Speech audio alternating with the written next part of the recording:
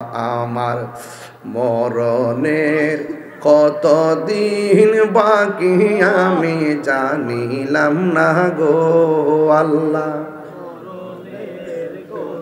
দিন বাকি আমার মরণের জানিলাম না গো আল্লাহ। মরণের কত দিন বাকি আমার মরণের কত দিন বাকি আমি জানিলাম না গো আল্লাহ। মরণের কত দিন বাকি আর আজরাইল আসিয়া যখন হস্তে দিবা দড়ি, আজরাইল আসিয়া যখন হস্তে দিবা দড়ি, তখন আমার মনাবাই করবা লুকালুকি আমি জানিলাম না গো আল্লাহ। মরণের কত দিন বাকি আমার মরণের জানিলাম না গো আল্লাহ। কত দিন বাকি আমার মরণের কত দিন বাকি আমি জানিলাম না গো আল্লাহ। মরণের কত দিন বাকি আর 40 দিনের আগে ভাইরে মৌতের নিশানি, 40 দিনের আগে ভাইরে মৌতের নিশানি। জমদূতে বা ইন্দানি বা চোখে দিয়া আন্দি আমি জানিলাম না গো আল্লাহ। মরণের কত দিন বাকি আমার মরণের জানিলাম না গো আল্লাহ। মরণের কত দিন বাকি আমার মরণের জানিলাম না গো আল্লাহ। মরণের কত দিন বাকি আর কানের গেল কর্ণতালি, চোখের গেল জ্যোতি, কানের গেল কর্ণতালি, চোখের গেল জ্যোতি। দাঁত পড়িল চুল পাকিল বয়স দিল বাটি আমি জানিলাম না গো বল। দাঁত লাড়িল চুল পাকিল বয়স গেল বাটি আমি জানিলাম না গো আল্লাহ। মরণের কত দিন বাকি আমার মরণের আমি জানিলাম না গো আল্লাহ। মরণের কত দিন বাকি আর হায়াত হইল হাতে ভাইরে মত হইল পায়ে, হায়াত হইল হাতে ভাইরে মত হইল পায়ে। যে জায়গা যার মরণ হইব সেই জায়গা সে মরে আমি জানিলাম না গো আল্লাহ। মরণের কত দিন বাকি আমার মরণের কত দিন বাকি আমি জানিলাম না গো আল্লাহ।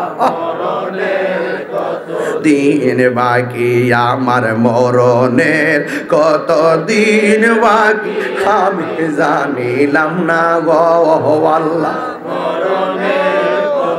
দিন বাকি আর 30 পারা কোরআন শরীফ জানিও নিশ্চয়, 30 পারা কোরআন শরীফ জানিও নিশ্চয়।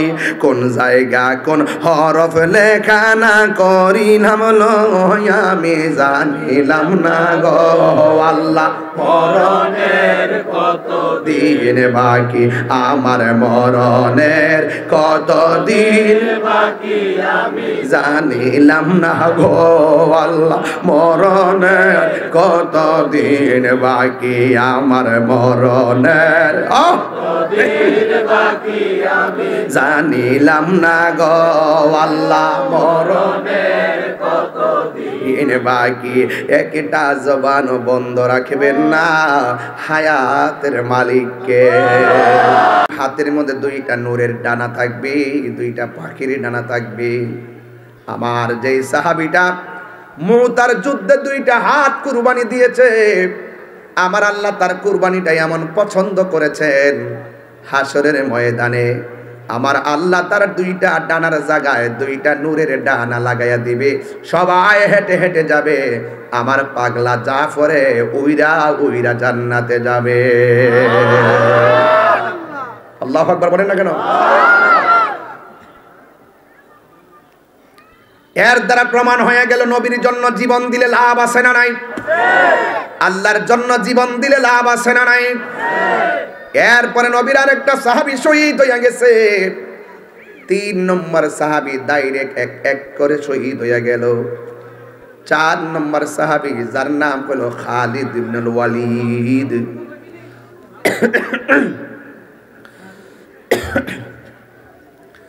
ওই খালিদ ইবনে ওয়ালিদের হাতের মধ্যে তলোয়ারটা নিয়েছে। যেই খালিদ ইবনে ওয়ালিদকে বলা হয় সাইফুন মিন সুয়ুফিল্লাহ,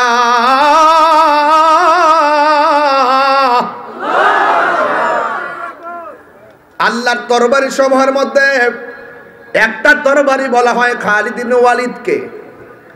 ওই খালিদ ইবনে ওয়ালিদ হাতের মধ্যে তলোয়ারটা ধরছে, আর দেখতেছেন 1 জন 2 জন 3 জন যুদ্ধের ময়দানে শহীদ হইয়া গেছে।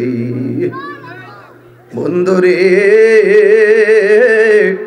কি দিয়া ওয়াজ বোঝাইতাম, আমার ভাষা নাই, ভাষা নাই। কেমনে সাহাবীরা হাসতে হাসতে জীবন দিয়া দিছে।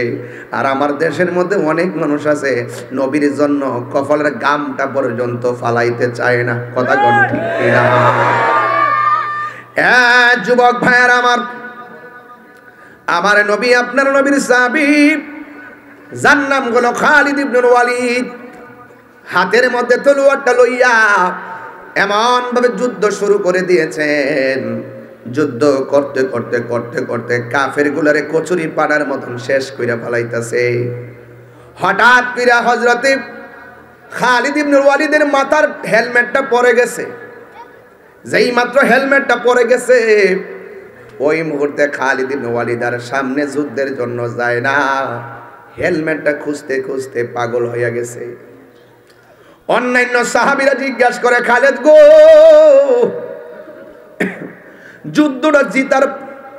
যুদ্ধটা জয়ের সম্ভাবনায় চলে গেছে, আপনি যে সামনের দিকে পিছনে দৌড় দিছেন, এখন তো কাফেররা আমরারে মাইরা ফেলাইতেছে, প্লিজ আপনি পিছনে যাইয়েন না, বিজয়ের যুদ্ধটা আমরা যেন পরাজয় বরণ না করি। খালিদ ইবনে ওয়ালিদ ডাক দিয়ে বলে, সাহাবীরা রে, আমার মাথার হেলমেটটা পড়ে গেছে, আমার হেলমেটটারে খুঁজতেছি। ঘোড়ার দৌড়ের কারণে, বালুর কারণে হেলমেটটা বালুর সঙ্গে মিশা গেছে। আল্লাহু আকবার কোন না কেন? এই জন্য হেলমেটটা দৌড়াইয়া দৌড়াইয়া খুঁজতেছেন। আর এই দিকটা সাহাবায়ে কেরাম বলেন, নেন নেন আমাদের মাথার হেলমেটটা লাগান।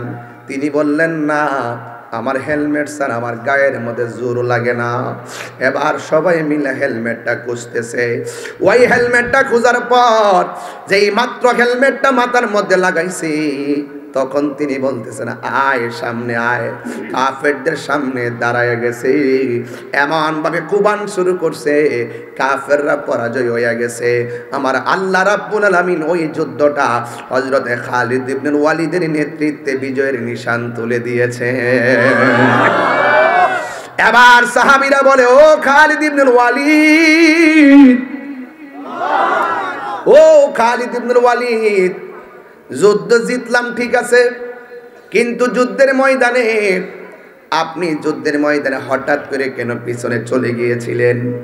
আমরা তো মনে করছি যুদ্ধের ভিতরে আমরা সবাই হেরে যাব।